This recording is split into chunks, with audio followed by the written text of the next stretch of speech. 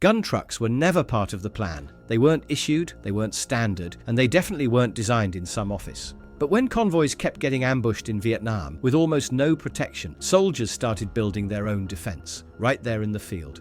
One of the turning points came after a particularly bad ambush in 1967. We'll get to that story in a moment. First, it's important to understand how things got to that point. By the late 1960s, US forces in Vietnam were stretched across remote bases, and the only way to keep them supplied was by road. Thousands of gallons of fuel, crates of ammunition, spare parts, food, water, everything had to move in long convoys of trucks through terrain that was perfect for an ambush. The roads were narrow, often unpaved, twisting through mountains and dense jungle. Names like Devil's Hairpin and Death Valley weren't exaggerations. There were blind curves every few hundred meters, thick foliage right up to the roadside, and dozens of spots where a small enemy team could hit and disappear without a trace. Convoys didn't have much in the way of protection. A few jeeps with mounted M60 machine guns might ride with them, but there weren't enough armored vehicles to go around. Tanks and APCs were needed elsewhere, closer to the front lines, so supply trucks were mostly left on their own. And these weren't combat troops. Most of the people in those convoys were drivers. Their job was to deliver fuel or gear, not fight off coordinated attacks. But in Vietnam, there was no front line and no safe zone. That meant every supply run came with real risk. The North Vietnamese Army and the Viet Cong understood that better than anyone. They learned how to exploit weak points in convoy routes, waited and picked their moments carefully. Mines, recoilless rifles, automatic fire, it only took a few minutes to wreck an entire convoy and disappear. Eventually, something had to change. In September 1967, one ambush made it clear that drivers couldn't rely on backup, so they started creating their own. On the afternoon of September 2nd, 1967, a 39-vehicle convoy from the 8th Transportation Group left Pleiku, heading back to the coastal city of Quy Nhon. They'd just finished delivering supplies to the 1st Cavalry Division earlier that day. The route back was supposed to be routine, but a 5,000-gallon fuel tanker at the rear of the convoy was having trouble keeping up, which created a gap about 500 meters wide between the front and rear sections. That made the whole convoy vulnerable. There were only 2 jeeps with M60s assigned for escort, and with the columns split like that, they couldn't cover both ends. The convoy commander knew this was a problem, and just as he was thinking this was not a good situation, a 57mm rocket slammed into the lead jeep. That was the start of the ambush. Almost instantly, enemy fire came from the tree line along the road. AKs, RPGs, mines, recoilless rifles. About 29 trucks were caught in a 700-meter-long kill zone. With no cover and limited weapons, the convoy was completely exposed. One of the biggest dangers was the fuel tanker at the rear. It was directly hit and caught fire. Somehow, it didn't explode, but that was just luck.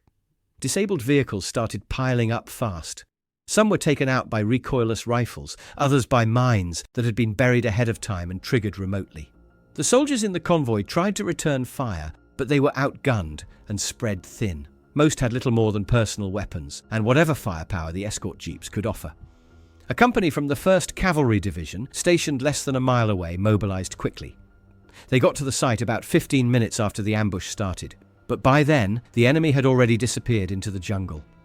The aftermath was brutal. 9 US soldiers killed, 17 wounded, and nearly 30 vehicles destroyed or left behind. There was no mistaking what this meant. The enemy had figured out how to hit convoys hard, fast, and without getting caught. And unless something changed, it was going to keep happening. From that point on, supply crews started doing what the army hadn't, arming and protecting their trucks themselves. After the Pleiku ambush, no one in the transport units expected help to arrive in time. So they stopped waiting for it. The first step was figuring out how to add some protection. Most of the cargo trucks were 2.5-ton M35s, basic haulers with no armor. Crews started by lining the truck beds with sandbags and sheets of plywood. It was better than nothing, but not by much. The sandbags got soaked in the rain, turned into dead weight, and overloaded the suspension. Trucks became harder to steer, slower to brake, and sometimes the extra weight even snapped axles. The next idea was welding on steel plates, actual armor. Problem was, steel wasn't easy to come by, so crews got creative. If another unit had spare material lying around, it might go missing overnight. Sometimes it wasn't even spare, it was just taken. No one really asked questions. If it meant surviving the next convoy run, that was enough. They started building what became known as the gun box.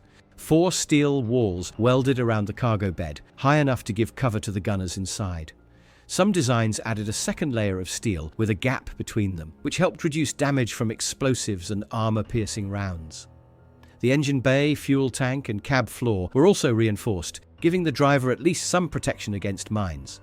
Eventually, the heavier M54 5-ton trucks became the preferred platform. They could handle more weight and more firepower without falling apart. The 51 dump trucks were also used. And then someone had an idea that looked ridiculous but actually worked. They mounted the armoured hull of a damaged M113 APC onto the back of a truck. They stripped out the engine and tracks, just kept the armoured shell and bolted it down. It gave the crew better protection and a solid platform for mounting weapons, but it wasn't perfect. The added weight made the truck top-heavy, and it handled poorly, especially on rough terrain or sharp turns. Still, in a firefight, the trade-off was worth it. As for the weapons, those kept evolving too. It started with M60s, 1 or 2 on a pivoting mount, enough to return fire. But soon, crews were adding 50 caliber machine guns. Some trucks had 2 or 3 of them. Others went even further, installing the M45 Maxon mount, originally used for anti-aircraft defense. It held 450 cals and could fire around 2,000 rounds per minute. When that thing opened up during an ambush, it shut everything down in front of it. Some crews mounted M134 miniguns. One famous truck called Pure Hell had a hand-cranked version. No electric motor, like old Gatling gun from the 1800s. It looked strange, but it worked. The trucks carried huge amounts of ammunition, thousands of rounds for each weapon. They also had grenade launchers, light anti-tank weapons, and stacks of hand grenades. On top of that, many crews brought older weapons they trusted more than the standard-issue rifles. World War II-era BARs, Thompson's M1 Grands, even captured AK-47s. Crews gave their trucks unique and creative names like the Untouchable, Brutus, the Misfits, Eve of Destruction. These were built by hand, and the crews trusted them with their lives. If you want to hear more stories like this or see a full video where we go deep into the story of gun trucks, feel free to subscribe. There's more coming soon.